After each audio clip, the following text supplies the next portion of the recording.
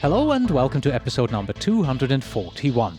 This is the Project Management Podcast at pm-podcast.com, and I'm Cornelius Fichtner. Nice to have you with us. Recent research shows that project success often hinges on the ability of us project managers to meet and exceed stakeholder expectations.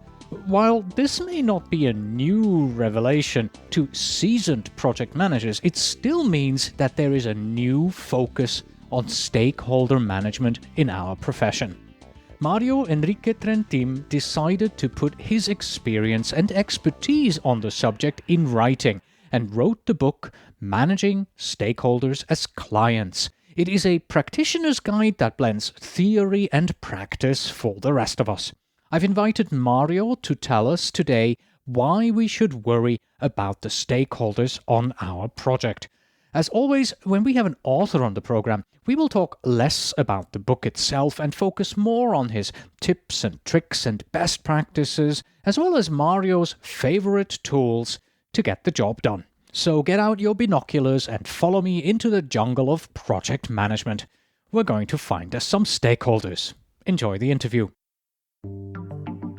The Project Management Podcasts feature interview. Today with Mario Enrique Trentin, author and PMO manager.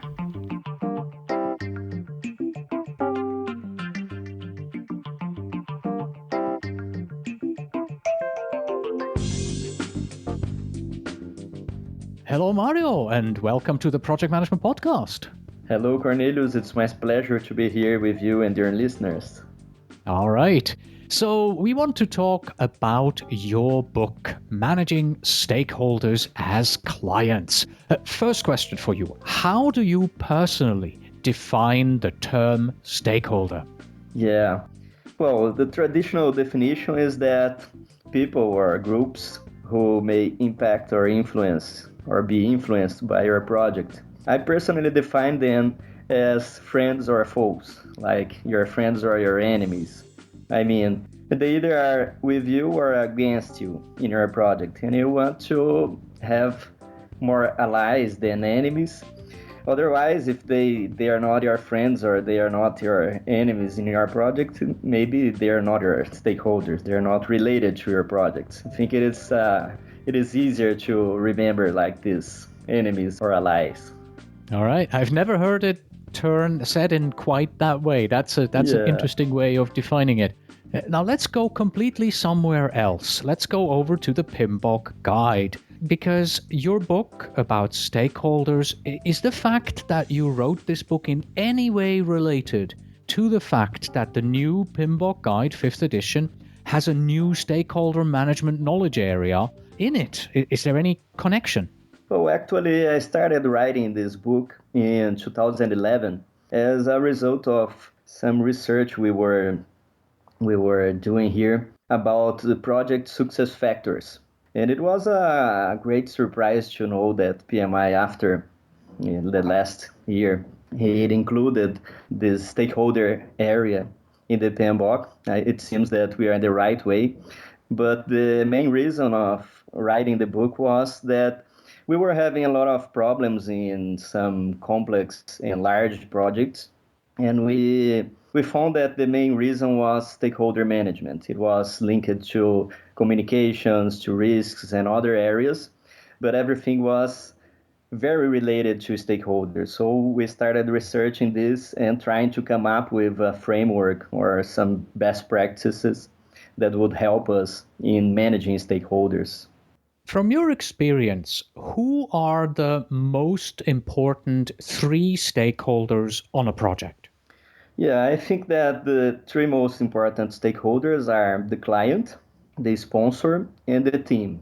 The client can be an internal client or an external client, and we usually have projects to solve their problems or to fulfill their needs and seize an opportunity or something like that. And we have to get requirements from them. We have to understand their needs, and they have a lot of power in our project. So I think they are the number 1. Then we need a good sponsor. That would be the second most important, I think. because we need corporate support to our projects, and we need resources. We need to be aligned with business strategy, and a powerful sponsor who is engaged in your project is something really important. And your team, will be other group of stakeholders very important because they actually do the job. We have to motivate them. We have to be like a leader, sometimes like a teacher, sometimes like always also father. And we have to deal with these people so that we can have the job done, and also we can have happy stakeholders in the end. And by team, you are referring to the people who do the work on your project, right? Yeah, right. Okay. In your book, you also talk about hidden stakeholders. Who are hidden stakeholders? Yeah, by hidden stakeholders, I mean the ones that we didn't identify. And they usually pop up at the worst time possible, and they had their demands, and they can even kill your projects sometimes. Uh, Actually, we know a lot of categories of stakeholders like sponsor, team, contractors, and so on. But in stakeholder management, it is important, as in risk management, that we know their names. Like, government is my stakeholder. So what? What can I do about that? I have to know who like a person or a group, is this stakeholder. For example, a government, the city government, and the name is Julie. She's responsible for some permit or something. Then I know the name of the stakeholder, and I know what I need to get from them, and I have to discover what are their needs also, what I have to offer them. Then we can make up our strategies to deal with them. So I think that these hidden stakeholders are people that should be involved, people or groups that we should talk to them, and sometimes we forget to identify them properly, and this can bring a lot of problems in the future. So, are hidden stakeholders a sign of lack in identifying stakeholders? Yeah, sometimes it can be. It is difficult to identify all the stakeholders. Sometimes we forget some of them. We have to try to identify most of our stakeholders, and then we have to go on doing this all along our projects. It's like a process. You start identifying stakeholders in the beginning of your project, and we will do this all over until the end. We have to identify them, have to engage them, discover their needs, and make them committed supporting our projects.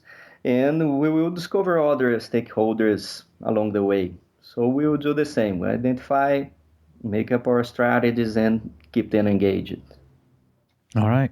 Next to hidden stakeholders, in your book, you also differentiate between internal stakeholders and external stakeholders. Tell us a little bit about those. Yeah, internal stakeholders are the stakeholders that are inside our organization.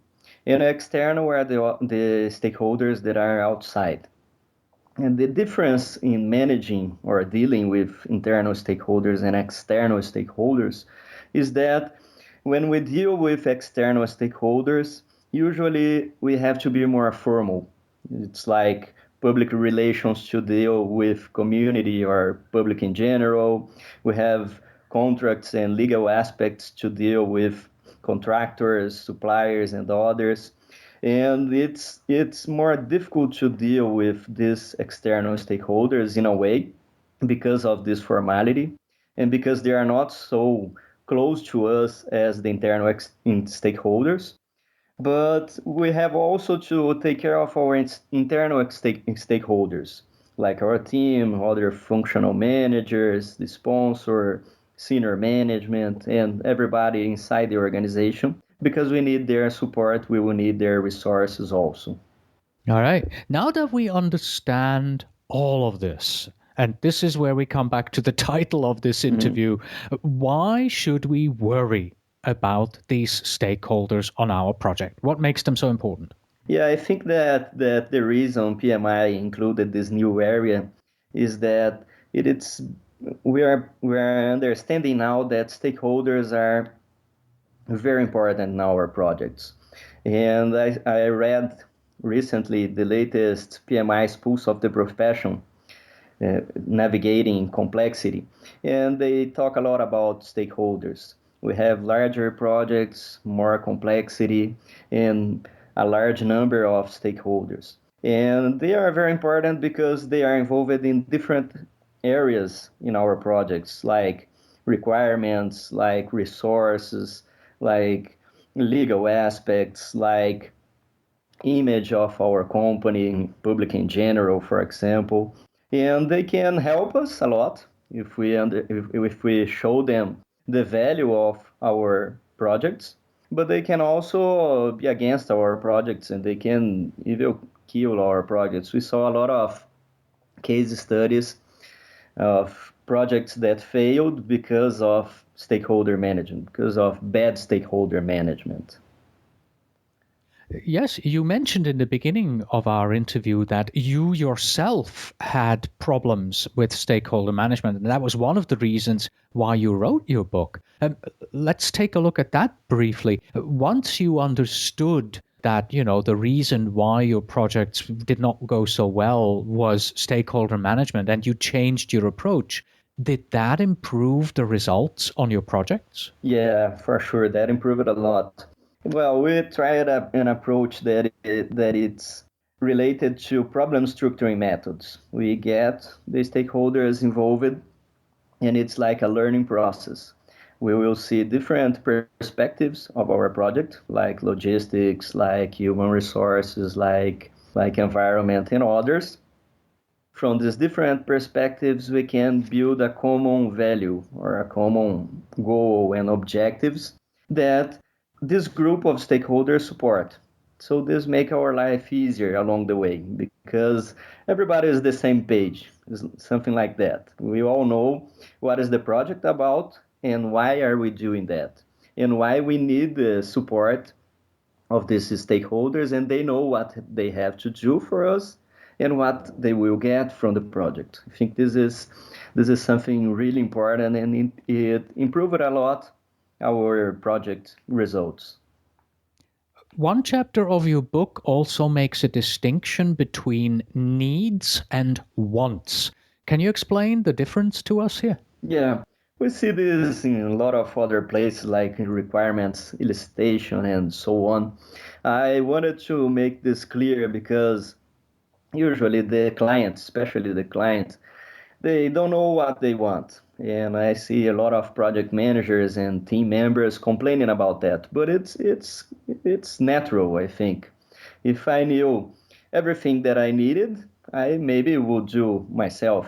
Like I'm going to buy an SAP software. If I knew how to install it, I would do it myself like I do Windows or Mac OS.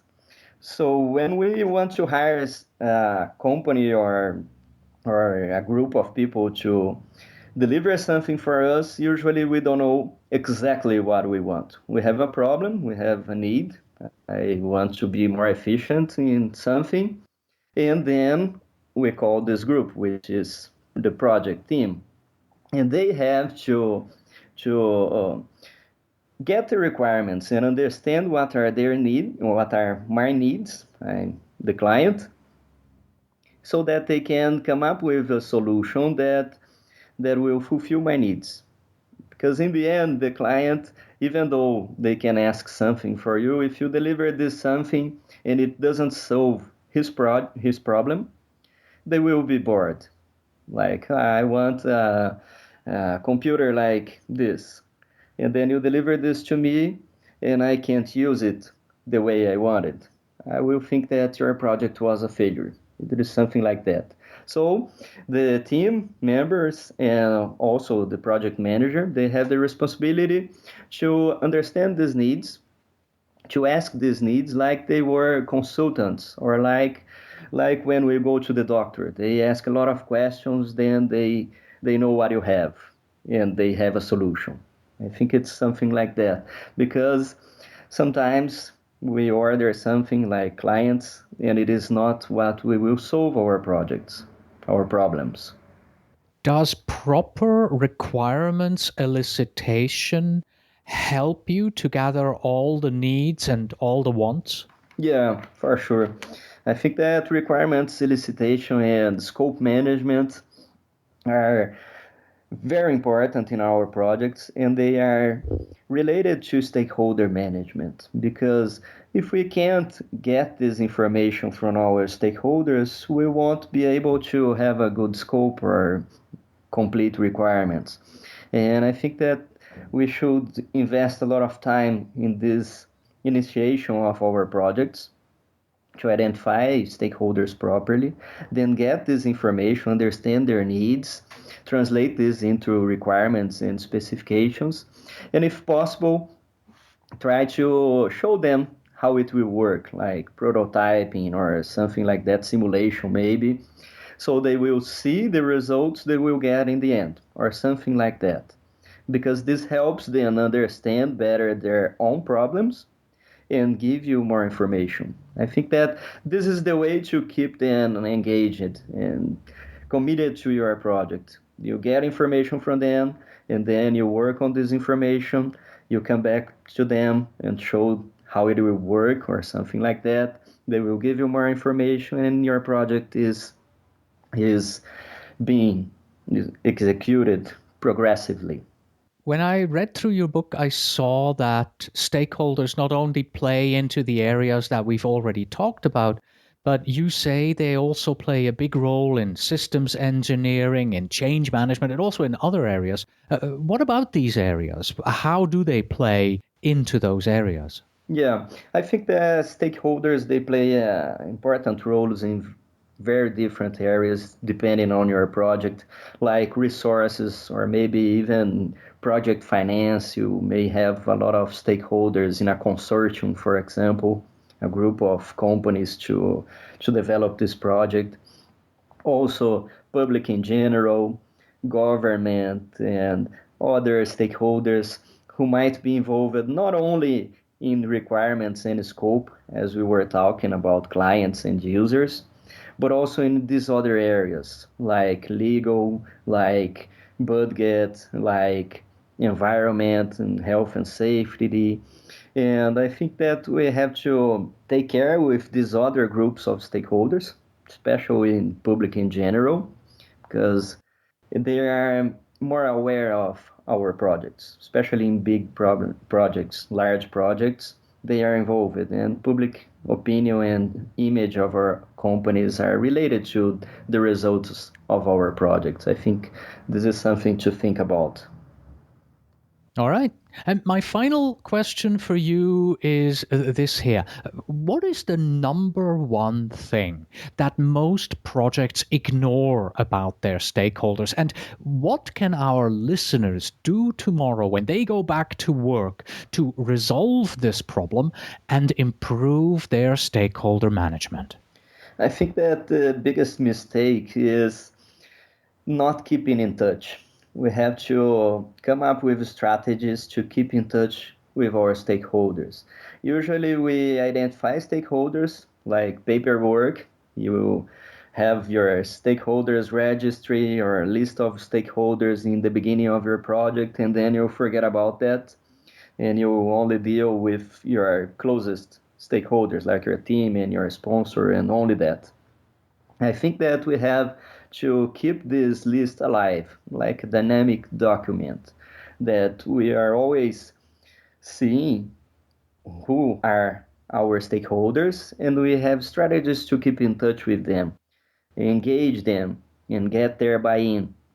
We have to show that our project is delivering value and how it's going on, and listen and communicate with these groups of stakeholders, like even public in general, or our contractors, other functional managers, other stakeholders in different categories that sometimes we forget about them along the way. I think this is the biggest mistake we have, and something that you can have in your project tomorrow.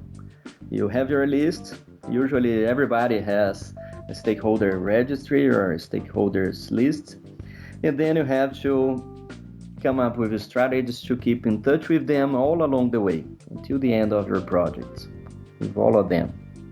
All right, once again, the book is called Managing Stakeholders as Clients, written by Mario Enrique Trentin, and it is published by the Project Management Institute. Mario, thank you very much for having me on the program today. Well, thank you. It was my pleasure. And that was Mario Enrique Trentin and our discussion on why we need to worry about project stakeholders.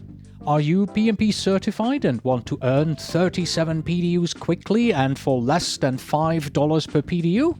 No problem. Use the Agile Prepcast. It not only prepares you for your PMI ACP exam, but also doubles up and qualifies for a ton of PMP PDUs. Log on at agileprepcast.com/PDU for the details. That's it for today. Thank you very much for listening. As always, you can find us on the web at pm-podcast.com.